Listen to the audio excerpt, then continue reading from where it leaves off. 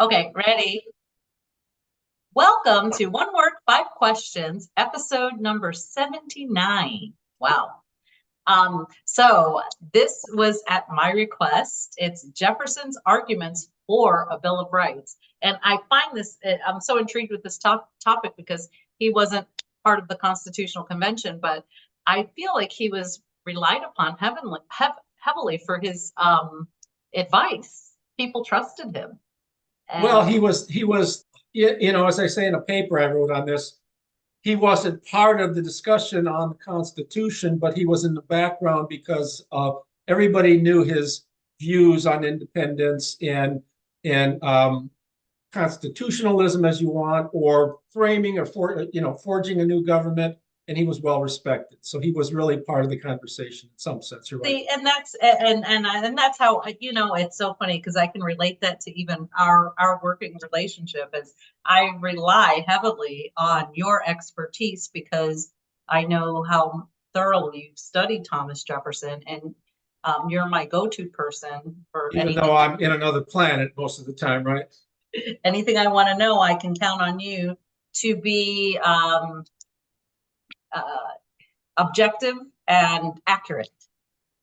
You hope. So, yes, I hope, right? All right, what are we doing today? We got, we have something that, we're going to talk a little bit about teacher Donna, your Donna, to talk about what happened in North Carolina on May 1st, where,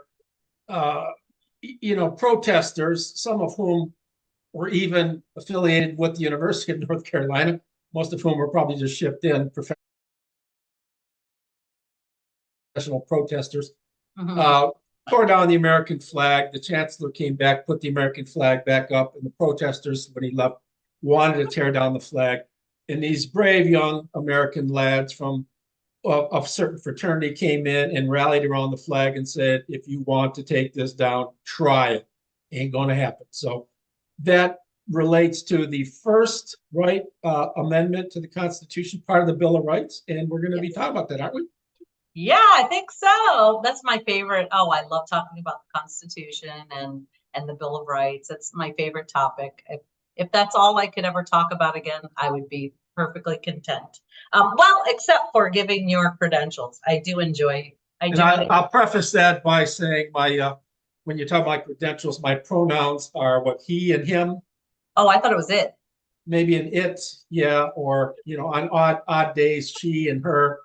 When I like to dress up in women's clothing, it's just teasing. But oh, okay.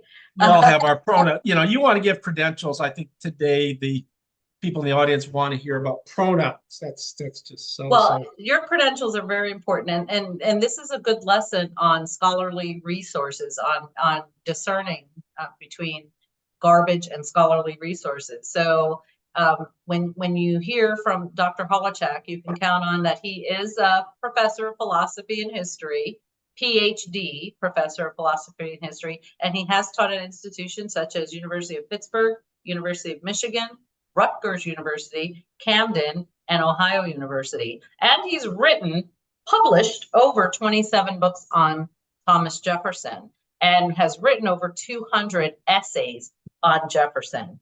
So I consider him the world's foremost authority on the mind of Thomas Jefferson. Well-rounded mind, not just his political mind, but that's what is very nice about the focus. My focus, I think it's great to restrict that to the mind of Thomas Jefferson.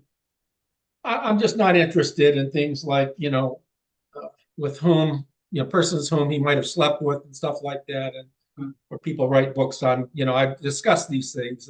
I've attacked them actually. But I'm interested in his mind and the philosophical. Right. And that's what's been nice about doing this show is we're not only talking about Thomas Jefferson's political position and his contributions to the development of the country, but also his views on math, his views on nature. So it's been nice getting to know Thomas Jefferson as an entire person, not just his political part of the United States. So this is a very special edition of One Word, Five Questions. It's Thomas Jefferson's reply to James Madison's telling objections to inclusion of a Bill of Rights to the new Constitution. Now, hang on before you get upset about Madison, thinking that Madison is objecting. It's not what you think. Okay, so Thomas Jefferson and James Madison were partners in the process of building our nation, and the nation they envisioned was a bastion of liberty, liberty, liberty, liberty, capital L, and a nation for and by the people. These were very large men with very large minds, perhaps the two greatest and most enlightened minds of their day in early America. Oh, I don't know how large Madison was. I just love them. Jefferson was tall, but he was no man of any kind of bulk. You would not see him in the world's strongest man competition, Thomas Jefferson. When people like Gordon Reed said about his prodigious strength, Jefferson really didn't have prodigious strength. He was a beanpole. Okay, so they had a lot of correspondence over the decades, and the information of our great nation in some measure laid the foundation for a representative government. So if you can find these letters on is it the National Archives site that has the founders documents? Founders Online. It's called. Founders Online. Yeah, just about everything Jefferson's written. Right, and some other founders too. U.S. representative government after the debates in the Continental Congress and the American Revolution would prove to be a model for numerous nations thereafter. And it's so cool in studying European history and seeing when I'm teaching, and I'm thinking, wait, this happened after 1776. Were we a model, a role model for the, So you better believe we were a role model, continue to be a role model today for developing nations, and that's part of what astonishes other people, other nations that want to be like America, is the fact that many Americans just tear down their own country. They don't understand it. Right. I don't understand it either, but that's what we're here to make a dent in fixing that, and to be a role model for other people to join our cause. And you never know, little by little people are joining our mission. So, well, let's put it this way. It's the blueprint of our country, its Constitution, its Bill of Rights that enables people like pro-Palestinian, pro-Hamas, protesters to do the things that they do. To me, it's stretching the very limits when you're attacking the symbol, the American flag and stuff like that. But, that's what it's sort of funny that people are using the freedoms to a lot of Americans today are using the very freedoms that they're given to try to destroy the country, destroy the source of that freedom. It doesn't make a lot of sense to me. Oh, exactly. And we see that today too with the 14th Amendment, and we fought with Brown versus Board of Education to have, or not Brown. I'm sorry, I'm getting sidetracked. But we wanted to eliminate the separate but equal, and now we're doing full circle back to now people wanting that. Anyway, so I don't want to get sidetracked. I get easily sidetracked I noticed, but that's if you give a mouse a cookie. Okay, so before beginning, I want to remind the listeners that the aim of this program is that we look for one particular writing of Thomas Jefferson and we examine it thoroughly to see what other scholars have not seen, or we critically analyze some portion of the letter as a springboard for further discussion, which is what we're doing today. So Madison has 4 objections to the Bill of Rights, and in this letter, Jefferson gives his reply to those objections. So, questions 1 through 4 will be discussing those objections in Jefferson's reply. Yeah, Madison writes this letter on October 17, 1789, and Jefferson replies on I don't have the right date. Is it 17? It might be 1788 that Madison. Jefferson replies on March 15. Is that right? 1789. But I think I got the date. Madison's October 17 is probably 1788. So I think I got that date wrong. But anyways, Madison offers some conceivable objections to a Bill of Rights in Jefferson's response, and we're going to talk about that, right? what were Madison's objections? What did Jefferson have to say against those objections? Yes. Is that right? All yes. right. Yes. I'm waiting Let's on rock. you. I would say let's rock. Okay. Da-da. I hear Quiet Riot right then. 1980s time warp. I know. Oh, I'd give anything to go back. I'm going to get some screensavers up, share screen stuff up so we can look at just what Madison said. So we got the first question coming. Yes. Well, yeah, you're going to talk about the 4 objections to the Bill of Rights and Jefferson's reply. Yep. Let's bring this up. I'll bring these up one at a time. Okay. That handsome dude on the screen, Mr. Madison. Yeah, so Madison is in favor of a Bill of Rights. Let's read what he says here. My own opinion has always been in favor of a Bill of Rights, provided that it be so framed as not to imply powers not meant to be included in the enumeration, right? At the same time, I have never thought the omission a material defect. So if we don't have Bill of Rights, it's not a big problem, nor been anxious to supply it even by subsequent amendment for any other reason than that is anxiously desired by others. I have favored it because I supposed it might be of use, and if properly executed, could not be of disservice. It's not a ringing endorsement for the Bill of Rights. It might be of use. There's a possibility, or as people would say today, it could possibly be of use, to speak with proper redundancy. It says, notice he says, if properly executed, could not be. There's the if, the qualification if. It can be of disservice if not, right, if not properly executed. But so it has some pluses for it. But Madison's going to talk about the minuses. Okay. He says, first, I call this the redundancy remonstrance. I should have put the text on the left, not on the right, but I don't. Because I concede that to a certain degree, though not in the extent argued by Mr. James Wilson, the rights in question are reserved by the manner in which the federal powers are granted. So in effect, what I think Madison is arguing here is that there is a redundancy to it, that if you spell out the powers, for example, the federal government plainly, there will be implicit in that spelling out just exactly what the rights of the federal government, just exactly what the people's rights are. Mm-hmm. So in a sense, if you do your job right in the first place, it becomes redundant. Right. So I call this the redundancy objection. Right. He's saying if it's not in the Constitution, they would have the rights anyway. Why do we? If the Constitution spells out the powers of government plainly, mm-hmm.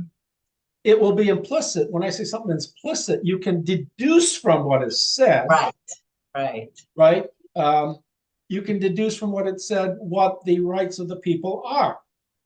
When you spell out how government is supposed to operate, the way it's supposed to operate, it becomes plain that what those rights are. Now, Jefferson his counter remonstrance is a constitutive act may certainly be so formed as to need no declaration of rights. He's agreeing. It's redundant in some sense. The act itself has the force of a declaration so far as it goes. And if it goes to all material points, nothing is more wanting. I put an ellipsis here. Text is missing. Mm-hmm. But in a constitutive act which leaves some precious articles unnoticed, mm-hmm. and raises implications against others, a declaration of the rights becomes necessary by way of supplement. So he's talking about certain constitutive acts which are not spelled out fully, for example. He says the declaration of rights becomes necessary by way of supplement. This is the case of our new federal constitution. This instrument forms us into one state. It's a federal constitution. We have all the states as being confederate states of the Federation of Nations, gives us a legislative and executive body for these objects. It should therefore guard us against their abuses of power within the field submitted to them. So Jefferson is arguing, in a sense, that it spells out, the Bill of Rights will spell out some things that a constitution, even, if the Constitution is fully articulated and cleanly articulated, there'll be some things that are not plain to it that will be captured in a Bill of Rights. Can you imagine if they hadn't done this, if everything had worked as James Madison thought it would work or could work without a bill? Could you imagine today where we would be as an American people if we didn't have our Bill of Rights? Well, so, I mean, that's why Jefferson gets a point. We'll get a point for Jefferson. I'm keeping the scoreboard here. Jefferson definitely gets a point for that one. All right, but I mean, Madison's going to make some really good points too, that you can spell things out, and sometimes people just don't care and they're not going to pay attention to them anyway. Okay, so let's go on. Is this to the second point coming up now? Yeah, the second point. Okay. And let's bring that up full screen again. Okay. Madison writes, I call this the incompleteness remonstrance. A remonstrance would be an argument or objection, something like that. He says, too, because there is a great reason to fear that a positive declaration of some of the most essential rights could not be obtained in the requisite latitude. In other words, if you spell out the Constitution, there's the problem that the Constitution is not going to cover some of the, all the essential rights. I'm sure that the rights of conscience in particular, if submitted to public definition, he's not talking about the Constitution, he's talking about a Bill of Rights. If I spell out a Bill of Rights, how do we know all the rights that need to be covered are going to be covered? Someone's going to sit back later and say, wait a minute, we should have had this right articulated and so forth. And so Madison said, he says, I'm sure that the rights of conscience in particular, if submitted to public definition, would be narrowed much more than they are likely ever to be by an assumed power. Let's talk about assumed power. One of the objections in New England was that the Constitution, by prohibiting religious texts, opened the door for Jews, Turks, and infidels. This is what I was talking about before we went on the air. I can spell things out. If I wanted to cover things very, very clearly and completely, sometimes you open the door for other problems, right? So he says, a Bill of Rights would more than likely be incomplete, but if we want to make it complete, if we want to eliminate all the vagueness in these principles, like we talked about, Article 1 being free speech, freedom of religion, and so forth, that could be a problem, with respect Amendment 1. Yeah, Amendment 1, but article, they were called articles first before they were called amendment, So what does Jefferson have to say? He said, using a metaphor, and Jefferson doesn't use metaphors all that often, half a loaf of bread is better than no bread. If we cannot secure all our rights, let us secure what we can. He tackles that really succinctly, right? And you probably want to give, if the objection relates to, I think the objection, if we go back to that, is saying more than incompleteness is a problem. I think we're talking about,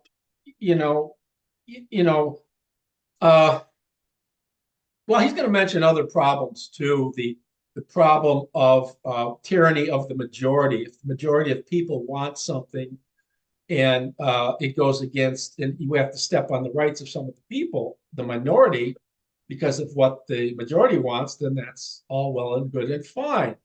So in some sense, there's going to be. I think he's pointing it out pretty clearly. This was these were Christian principles our country was founded upon. And I think what Madison's concerned about here, he says it clearly, if we allow this religious liberty, that also allows people who go against our beliefs to be here and to practice things that go against our founding principles. Is that exactly what he's saying? I mean, that's the last sentence. That's an objection of people in New England. Right. That was their objection, was that, okay, yeah, religious liberty is great, but if we allow religious liberty, well, that that's not what he's saying. He's talking about the prohibition in the Constitution of certain religious texts. If we allow prohibition of certain texts, it opens up perhaps those prohibited texts, if that's what he's saying in the last line. Right. But, yeah, the rights of conscience, freedom of religion is the rights of conscience. No one can tell me how to think and how, what I ought to be thinking. I can, for example, I can create a government in which I force you to behave a certain way. But I can never, by any sort of trickery or machination, force you to think a certain way, unless I completely brainwash you. So, right. I mean, that happens in certain countries, like you have completely brainwashed me. You must think the way I do. Well, that's you've tried. You've tried. That's the DEI at colleges. You must think like you must give us your pronouns. Okay, let's go on to number 3. What's number 3? This is called the divisiveness remonstrance. Okay. Madison writes, because the limited powers of the federal government and the jealousy of the subordinate governments afford a security which has not existed in the case of the state governments and exists in no other. Difficult to understand exactly what he's saying here. You have to, in some of these, you have to take certain words that Madison uses and understand them a little bit differently than we might. Now, what do we mean by the jealousy of subordinate governments? State governments. What do you mean by jealousy? Not having the same rights as the federal, not having as many rights or the same rights as the federal government, or the same powers in some sense. Right. It just might be when you have, the Articles of Confederation were all about states' rights, state governments, and things like that. And they failed, and that's why they had to have a constitution, because we wanted to enumerate certain powers of we wanted a federal government, and we wanted to enumerate certain powers that government had, without hopefully stepping on the toes of the particular state governments all that much.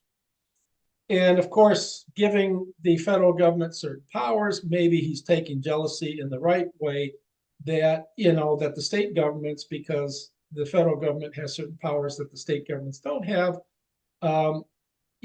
this might create a certain tension, right? If I'm taking this the right way. Well, look at what Jefferson says. The first member of this seems resolvable into the first objection before stated, and that first objection was the redundancy, right? So he's saying that there might be a certain redundancy here. He says the jealousy of the subordinate governments is a precious reliance. Okay, in fact, we take jealousy in some sense literally. The fact that the state governments are sort of jealous of the powers enumerated and given to the federal government, he says, well, that's a good thing. Because when you're jealous, you're going to watch over that body very carefully, make sure that they're not abusing the powers. But observe that those governments are only agents. He means by that is that any government, really whatever you call the government, it just comprises people, and the reality of that government is the people who elected the representatives. The government is the people behind the representatives.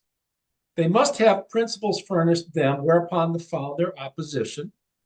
So if the state governments, for example, object, they must have principles, upon which they found their opposition. The Declaration of Rights will be the text whereby they will try all the acts of the federal government. So if we have these Bill of Rights, the 12 articles that were submitted for consideration that were reduced to 10, all the different ones about which we've talked. Right. These will be the principles by which the state governments respond to potential abuses of power to the federal government, if that makes sense, right? He says, in this view, it is necessary to the federal government also, as by the same text, in other words, the Bill of Rights, they may try the opposition of the subordinate governments. So the federal government, too, could use the Bill of Rights to relate to and sort of keep in check the state governments. And from this, we got the 10th Amendment. Yeah. Well, we have in sense, I'm going to talk about this later. We're talking about Constitution is a historical document. The Bill of Rights is not. It's a philosophical document. It's timeless. And that's what he's saying here, in effect, that we can use the federal government. The Constitution may change over time. The federal government can use the Bill of Rights to monitor what goes on at the state level. The state governments can use the Bill of Rights to sort of monitor what goes on at the federal level. Does that make sense? Mm-hmm. Yeah, these are moral, universal truths in some sense, dictated by the fact that each of us has a moral sense. Each of us is a morally significant person, and that includes all races and all sexes. And unless you're a sociopath, then you have no. Yeah, but well, if you're a sociopath today, that's a perfectly good avenue to be elected right to the Senate or the House of Representatives of your state or of your nation. All right, so I mean, so he handles the divisiveness. He says, of course, it's going to create jealousies in the state governments. That's a good thing, because that just means the people in the state governments are going to keep an eye on the elected officials, and that's not a bad thing. Right, and then the states ended up through the 10th Amendment getting the anything not listed in the Constitution is left for the states to handle. Yeah. So well, at least good. That's what that's an instance too of a lot of people would argue for assumed powers in the Constitution, for a rather willowy or liberal interpretation of the Constitution, a rather flexible interpretation like Hamilton wanted, and other people and other Federalists. They didn't want strict constructionist interpretation. So you talk about the 10th Amendment, what that allows. Again, there's this problem of vagueness if it's articulated too vaguely, but I don't think the 10th Amendment is, right? That in effect just states that the powers enumerated in the Constitution are the powers of the federal government, and those not enumerated cannot be assumed and belong at the state level for the states, right? Mm-hmm. Yeah, correct. Right, and that's the way it's supposed to be. But that's not the way things work today, is it? I mean, the federal government certainly assumes all sorts of powers that it doesn't have. Right, and right, and there are workarounds using the different departments of the executive branch to get people to comply. Yeah. So yeah, but that's why we need to. That's why we do this show. We want people to become aware of their rights, become aware of our founding, become aware of what our founding fathers wanted, what their intentions were. Yeah, again, there were, you have to separate the philosophical from the temporal or the historical. And what's really of interest, that's what's interesting to me in this show, is the philosophical ideas of Jefferson, the timeless ideas, things that he thought were timeless. And, the things articulated in the Bill of Rights, things in the Declaration, the rights of life, liberty, pursuit of happiness. These were timeless truths, right? And equality of all people, he thought, were timeless truths as well. So I got out of the large thing. Are we ready for number 4? Yeah, we are. Let's fourth objection. Let's hear it. Okay, this I call the inefficacy remonstrance. I don't know what inefficacy means, but I do know what efficacy means. So it's just the in. So the end, lack of. Just teasing. Yeah, the end throws me up. Madison writes, because experiences proves the inefficacy, the ineffectiveness of a Bill of Rights, though on Bill of Rights on those occasions when its control is most needed. Repeated violations of the parchment bearers have been committed by overbearing majority state. Now, this is a very important objection. And this is something that Thomas Jefferson overlooks in some sense. In 1816, he writes a series of letters on what constitutes a federal government. I always thought that was kind of funny because he writes to Kercheval and two other people, and he's talking about, what makes a Jeffersonian republic a Jeffersonian republic. And he says it's power in the hands of the people is the most important, right? The majority, the vox populi in Latin, the voice of the people. Majority of the people is the law. Madison turns that on its head and is trying to show, by the way, I'm in Texas again, just south of San Marcos at Riley's Tavern, which is one of the great hillbilly bars in all of Texas, maybe all of the country. It just, it doesn't get any redder over there. It's a wonderful place out in the boonies with all those wonderful oak trees around it. And so I'm sort of basking in the shade portion of an oak tree here outside of Riley's Tavern. So getting back to this, right?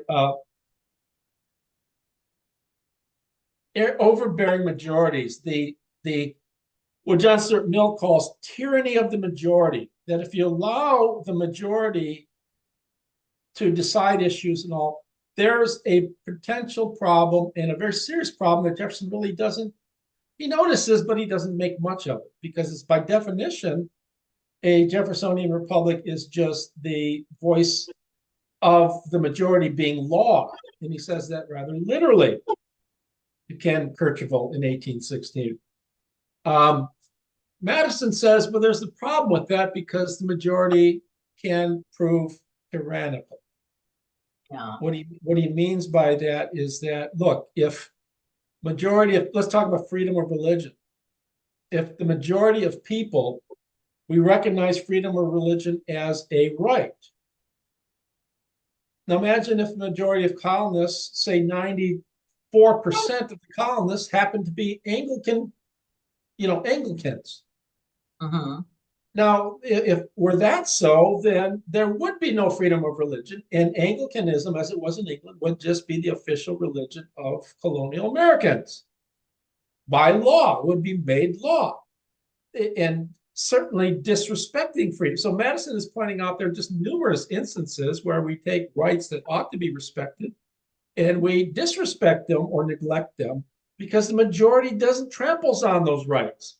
Mm-hmm. So, if there is an overwhelming majority in favor of something, even of, let's take freedom of speech. Let's say we have a right to speak so long as we don't we have a right to say whatever we want.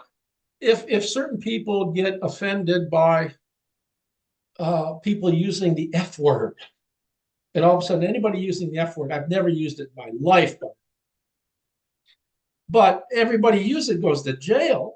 If majority of people don't do that, majority of people think that that should be made law, then of course I'm going to trample on my right to free speech. It's just a word, and it's a word people find offensive for whatever reason. Vulgarity is vulgarity, by the way. I always thought it's kind of funny that we find certain words horribly offensive, and I don't quite understand why. I understand why is because certain words are banned and bad because in prior times they were words used by the vulgar people, the peasants. The aristocrats wouldn't use words like that, so they became vulgar. The peasants were vulgarians, and if you use those sorts of words, you were a vulgar person, so the words became bad. Right? And it's really quite a silly thing, all things considered. But anyways, it's a very interesting, let's look at what Jefferson says, because he doesn't have a very good... I'm dying to hear his answer. And it's a terrible answer. Even though I love that Houdon statue. Look at those eyes. He looks so intelligent. Okay, so true, but though it is not absolutely... Go ahead, read it. No, go ahead, because I can't. Go ahead. No, you read it. It's not clear. It's not completely clear on my end. So go ahead. No. Okay, it says true, though it's not absolutely efficacious or effective under all circumstances. It's of great potency always and rarely inefficacious. A brace will more often keep up the building which would have fallen without that brace the less. There is a remarkable difference between the characters of the inconveniences which attend to a declaration of rights and those which attend to the want of it. The inconveniences of the declaration are that it may cramp government in its useful exertions. So there may be times when a declaration of rights is going to prohibit a government from a certain course of action because it violates rights when the action may be needed. For example, when the government's at war. But the evil of this is short-lived, moderate, and irreparable. The inconveniences of the want of the declaration are permanent, affecting and irreparable. They are in constant progression from bad to worse. Now, look at the first sentence, right? There are times when people will trample on it. He says, it's not, though it is not absolutely efficacious under all. What does that mean? Efficacious, it's not effective under all circumstances. And he adds absolutely. What the heck does that mean? It's not absolutely effective under all circumstances. It's of great potency always. Now, potency really relates to potentia in Latin is the word for a power. And a power is something that ability that someone possesses, and it need not be actualized. Imagine I have a nuclear warhead, right? The explosion of that warhead has great potency. If it explodes, it winds up destroying a lot of things, killing a lot of animated things. And I send it to Mars. Well, it sits on Mars, and there's no chance of it being detonated there. It has great potency, but it's not going to be actualized. So to say it's of great potency always is not really saying all that much. It has a lot of power, but does it have use? Power without use is not very important. He says it's rarely inefficacious. It's not absolutely efficacious under all, but it's rarely inefficacious. Well, something could be, it's rarely inefficacious. In other words, it's when it's around, it generally it's useful. Something can be useful, but minimally useful. Then he says the brace, the more will often keep up the building which would have fallen with the brace, the less. Imagine a building that's ready to fall down, its walls. It gets a brace. Well, the brace will keep up the walls, right? Even though the building is still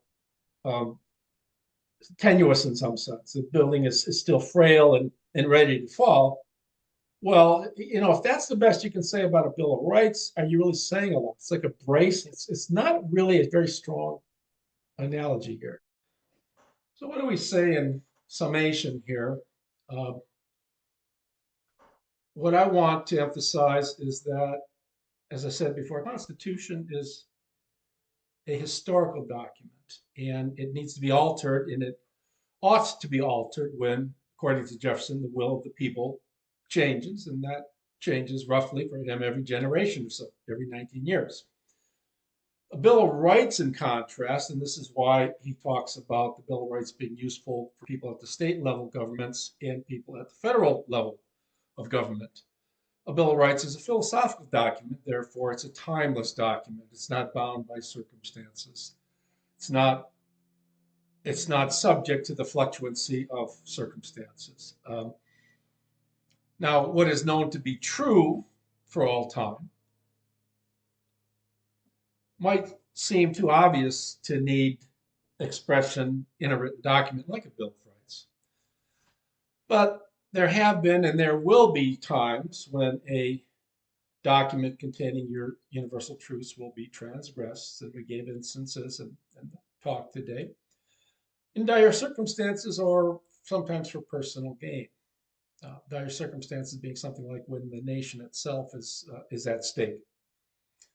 Now, Madison's letter to Jefferson about potential objections to a Bill of Rights and Jefferson's rejoinder, his counter-remonstrance to Madison's remonstrances, show them to be two patriots two partners in the process of nation building. And the nation that they envisaged was to be a nation that was a bastion of liberty, the first of its kind, a nation of and by the people, with liberties, with rights, either implicit in its constitution, thereby there being no need for a Bill of Rights, or explicitly articulated in a Bill of Rights conjoined to the Constitution. Now, Jefferson and Madison were very large men with very large minds. I think two of the greatest and most enlightened liberal minds of their day in early America. And their correspondence over the decades in the formation of the great nation, the United States, in some measure lays the foundation for the representative government that we have today. The U.S. representative government, grounded on the Bill of Rights after the debate in the Constitutional Congress and the American Revolution, would prove to be a model, as Donna said, for other nations, liberty-loving nations, that respective of the will of the people. And it continues to be a model for developing nations today. And I end by saying we have both Jefferson and Madison to thank for that today. Ta-ta for now. We'll do this again next week.